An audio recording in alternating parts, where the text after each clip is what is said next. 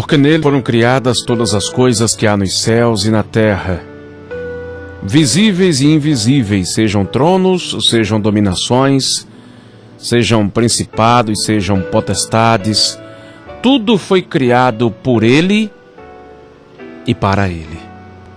Colossenses capítulo 1, versículo 16.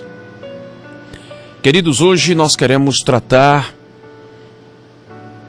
sobre esse tema, os propósitos de Deus para as nossas vidas, falando aqui da última razão. Passamos a semana inteira estudando aqui sobre 5 razões pelas quais nós fomos criados por Deus. Falamos que fomos criados para adorá-lo, falamos que fomos criados para viver em comunhão com o Senhor, com a família dele, com a família de Deus. Falamos sobre a restauração, falamos sobre o serviço e queremos hoje concluir essa sexta-feira falando sobre a nossa missão. Feitos para um trabalho específico na obra de Deus. Louvamos a Deus porque esse assunto foi tremendo. Ainda ontem, uma pessoa disse: olha, irmão Ibe, eu preciso ouvir aquela mensagem novamente que o pastor Técio pregou, falando sobre esses propósitos de Deus, né, para a vida de cada um de nós. E essa semana muita gente aqui falando, repercutindo, né, sobre esse tema que realmente foi maravilhoso, né? E aí nós queremos falar um pouco sobre esta última razão pela qual eu e você fomos criados, entre tantas que nós citamos e entre tantas outras várias que existem. Porque afinal de contas, como já disse aqui, nós não caímos nesse mundo de paraquedas, não somos obra do acaso, não. Estamos aqui por uma razão. Deus nos criou com propósitos. E eu queria falar sobre a nossa missão. A última razão aqui no quadro que foi elencado no tema desta semana: adoração, comunhão, serviço, restauração. Eu queria finalizar hoje, sexta-feira, falando sobre a nossa missão. Qual é a nossa missão? Nós descobrimos, na luz da palavra de Deus, que Deus nos entrega, a mim e a você, talentos. Cada membro do corpo de Cristo é um ministro sem igual, é singular, é único. Cada um tem sua maneira de ser, tem suas origens, cada um tem sua lista de dons ministeriais, espirituais, cada um desenvolve suas habilidades, cada um tem suas virtudes, suas experiências, porque todos nós somos projetados por Deus para uma missão específica. Paulo já deixa isso bem claro quando você vai ler a primeira carta de Paulo aos Coríntios, no capítulo 12, no versículo 14, você vê que Paulo ali deixa bem claro. Paulo deixa bem claro que, como num corpo humano, cada órgão tem sua finalidade, na igreja de Cristo, cada um também foi projetado, foi criado por Deus para uma finalidade. Quem é mão age como mão, o pé tem sua finalidade, os olhos, a boca, o nariz. Cada órgão do corpo humano tem a sua finalidade, foi construído, elaborado, foi pensado por Deus para uma finalidade. Na vida cristã não é diferente. Muitas vezes a gente não se apercebe que Deus nos entregou uma missão e não estamos cumprindo o nosso chamado, a nossa missão. Eu e você temos um chamado.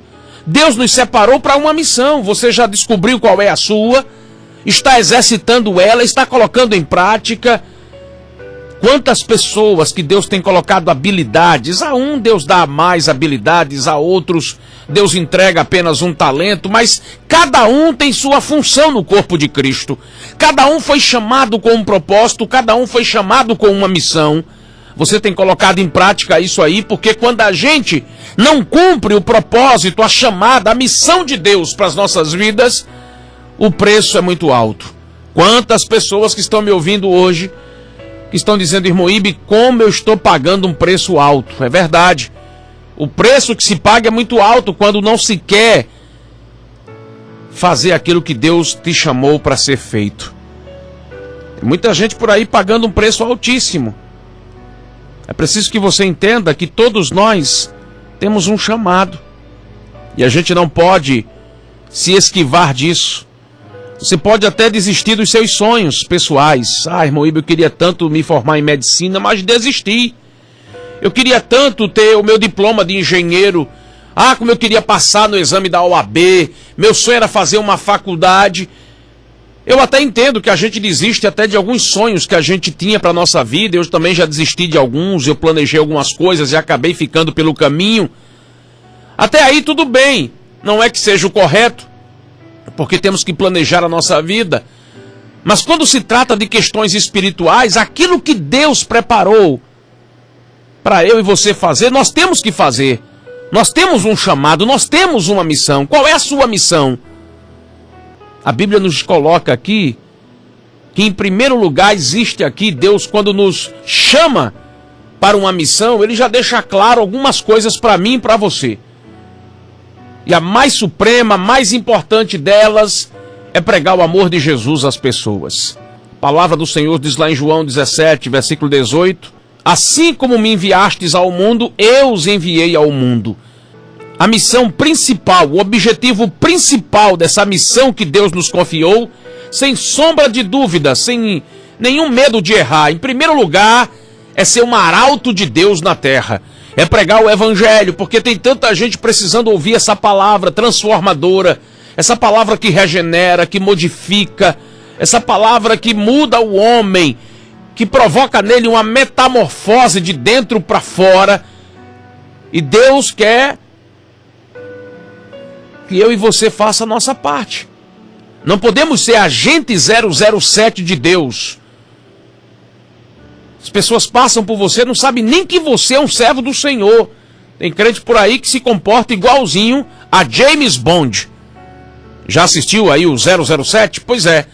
Tem gente que você nem sabe que ele é crente. Mas Deus te confiou uma missão.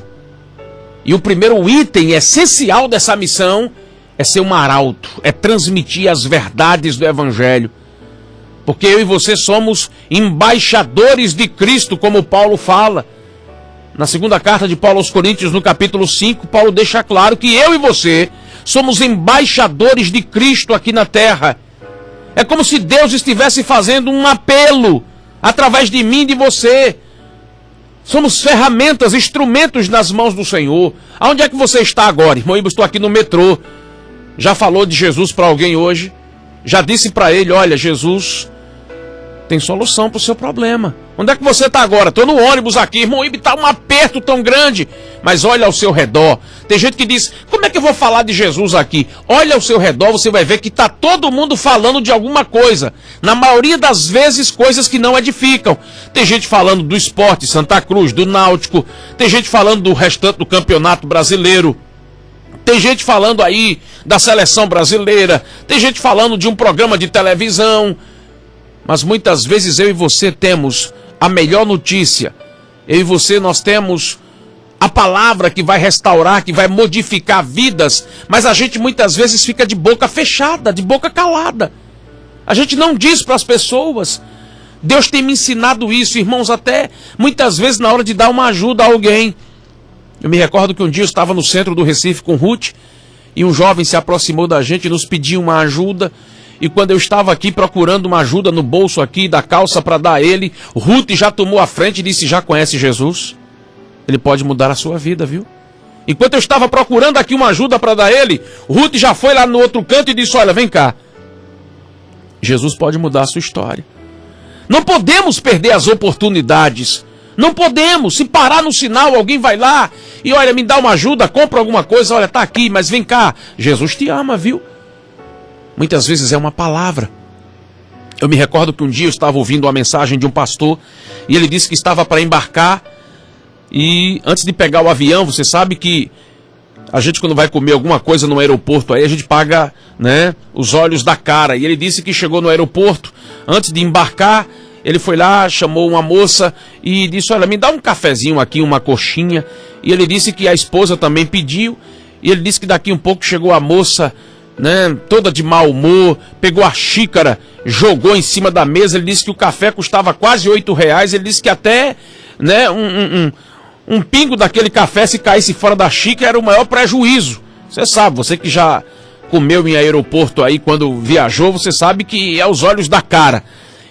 Mas ele disse que as atitudes daquela atendente, humanamente falando, foram de uma pessoa mal educada, porque ele disse: como é que eu estou pagando aqui tão caro para tomar um gole de café, comer uma coxinha, estou pagando aqui quase o dinheiro de um galeto com a minha esposa e sendo tratado. Mas ele disse que não olhou por essa ótica, apesar de ter pensado inicialmente assim, mas a esposa dele já foi bruscamente pensando e olhando por essa ótica, e já foi dizendo na mesa: que coisa absurda, eu vou procurar aqui o gerente dessa moça, eu vou dizer umas verdades lá, porque a gente não está pagando barato por essa xícara de café e por essa coxinha não, isso aqui está custando os olhos da cara, e olha como a gente está sendo atendido.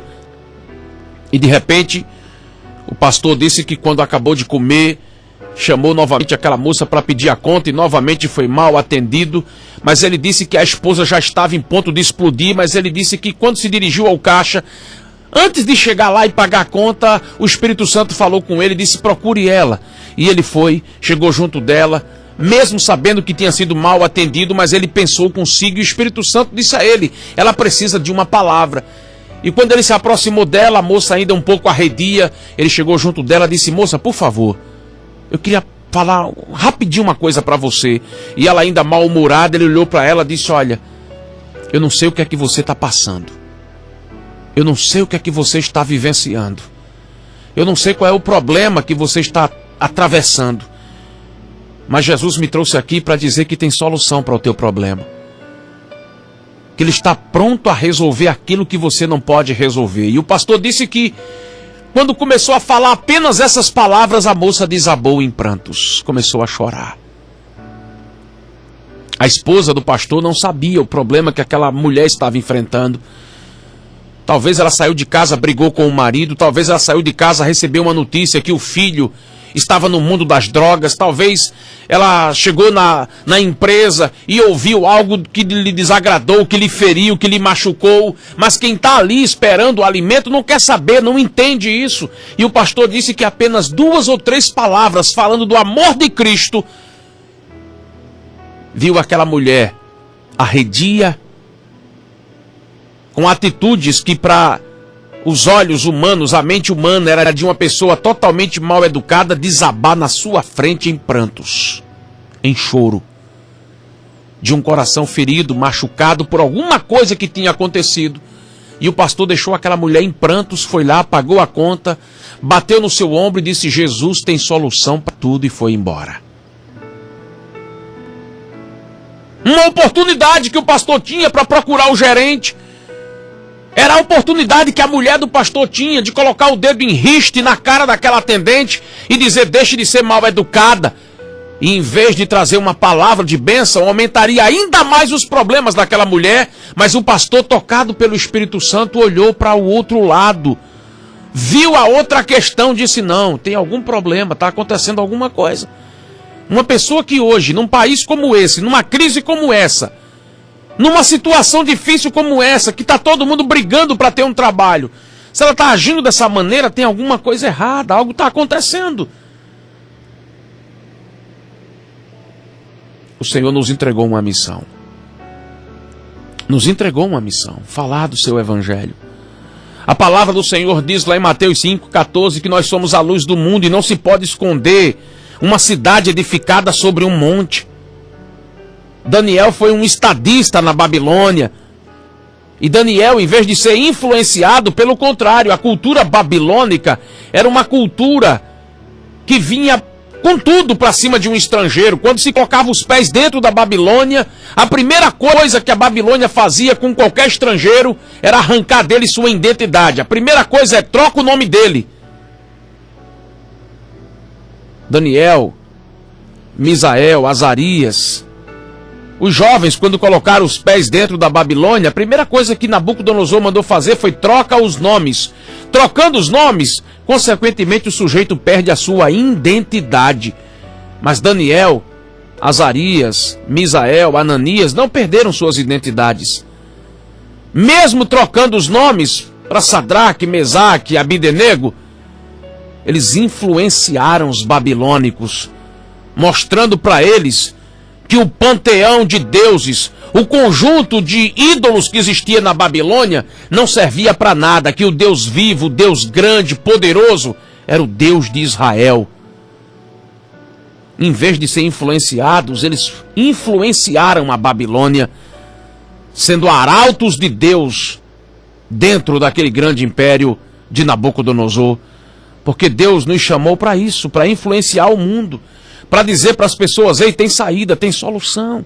Jesus te ama, vem cá, já conhece a palavra de Deus, Ele muda, Ele transforma, Ele restaura. A nossa missão é essa, pregar o Evangelho, como diz a palavra, em tempo e em fora de tempo. A qualquer momento, Jesus conta comigo e com você. Ele não chamou James Bond 007. Você passa, ninguém sabe nem que você é crente, ninguém nunca ouviu falar de Jesus através da sua boca. Não fala. Ah, mas eu tenho vergonha. Cuidado. Você um dia também pode ser tratado da mesma forma. Jesus disse que aquele que se envergonhar dele, um dia, ele também se envergonhará de você diante do Pai. Abra sua boca, fale para alguém: olha, alguém hoje precisa ouvir falar de Jesus através dos teus lábios. Diz para alguém: tem saída para você, tem solução para você, nem tudo está perdido. Deus nos chamou para trazer vidas perdidas para a grande família de Deus. Muitas vezes estamos preocupados com tantas coisas e não se preocupamos em levar a palavra de Deus, evangelizar pessoas que estão precisando ouvir a voz de Deus falando ao coração. Quantas pessoas que estão nesse momento precisando ouvir falar de Jesus aí onde você trabalha, aí no escritório. Já falou de Jesus hoje para o seu patrão, para a sua patroa? Fala de Jesus para ele. Eu não sei o que fazer. Você chega calmo, tranquilo, sereno, diz: olha, o senhor quer uma opinião? Qual a opinião? Já ouviu falar de Jesus? Não, já vem você com essa história de Jesus. Calma. Ele tem a paz que você precisa. Eu vou orar por você. São simples palavras que podem mudar a vida de alguém. São simples palavras. E você não precisa ficar preocupado. Tem gente que se preocupa, mas eu falei e não aconteceu nada, querido. Você está jogando sementes. Mas eu preguei, irmão Ibe. Ali ficaram, foi zombando de mim. Eu preguei, mas não deram atenção, querido, querida. Faz a tua parte, lança a tua semente, fala de Jesus. Paulo disse: eu plantei, Apolo regou, e Deus foi quem deu o crescimento. Fica tranquilo, você lança a semente, alguém vem atrás, joga uma aguinha, e no final vem o Espírito Santo. No final, ele é quem convence o homem do pecado, da justiça, do juízo. Mas faça a sua parte. Deus te chamou para uma missão. Não fique de boca fechada. A palavra do Senhor diz que Ele nos chama para sermos arautos, para levar a sua palavra e também para sermos testemunhas dEle. Testemunhas. E para ser testemunha, eu tenho que dar testemunho. Você tem dado testemunho de crente? Nós temos que pregar o Evangelho. Mas esse Evangelho, antes de transformar as pessoas que eu estou pregando para ele, só faz sentido se ele primeiro transformar a minha vida. Porque, como eu já disse aqui em outras oportunidades, falar de Jesus é relativamente fácil. Pregar o Evangelho não é coisa difícil. A questão é que quem prega tem que ter compromisso com aquilo que está pregando. Eu não posso dizer para você: seja uma nova criatura, e eu estou vivendo como o homem do passado. o velho homem. Deus vai mudar a sua história, mas eu ainda não permiti que Deus mudasse a minha. Deus vai tirar você desse mar de lama e eu atolado até o pescoço. A nossa missão é pregar o evangelho, mas permitir que o evangelho entre também em mim. Porque senão eu me enquadro, sabe aonde? Na categoria dos fariseus, que Jesus disse que pregavam aquilo que não viviam. É preciso que eu entenda que a minha missão é pregar o evangelho, mas a minha vida tem que refletir Jesus. A minha vida tem que ser um exemplo. Porque tem muita gente por aí que até prega o evangelho, mas também do outro lado há pessoas que dizem ser crente igual a ele. Fala do evangelho, mas vive tão longe. Quero não. Deixa eu viver minha vida assim. Já ouviu isso? Eu já ouvi. Mas que nessa manhã nós possamos entender qual é o meu e o seu chamado. Nós temos uma missão. Nós somos separados por Deus. Não para ficar de boca fechada, mas pregar o ID. O ID. Falar de Jesus. Pregar o evangelho. Nós temos um chamado. Você tem uma missão, eu tenho a minha. Falar de Jesus, pregar o evangelho, servir de testemunho para as nações.